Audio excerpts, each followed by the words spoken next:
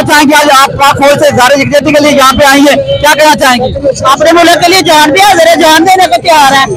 हमें जिधर जरूरत है उधर बुलाए, हम जाने को हाजिर है। हमारे लिए जान भी हाजिर है, हमारी अपने मुल्क के लिए जान हाजिर है।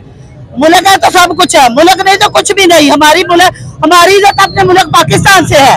अगर पाकिस्तान है तो हमारी क्या इज्जत है? हमारा आजाद मुल्क है, हम आजाद सांस लेते हैं। हमारे मुल्क में हम आजादी से घूमते फिरते हैं। हमारे मुल्क जैसा कोई मुल्क नहीं है। पाकिस्तान के लोग बहादुर है, इसका बच्चा बच्चा बहादुर है। इंशाल्लाह ताला बहादुरी से जंग लड़ेंगे। मोदी को कलवे चाटने पड़ेंगे आगे, ये माफ कर दो। इंशाल्लाह ताला पाकिस्तान जिंदाबाद, पाक फौज जिंदाबाद, खदम मदासा जिंदाबाद। बहुत शुक्रिया। ये पाक फौज के साथ इज़हार यकजहती कर रही थी।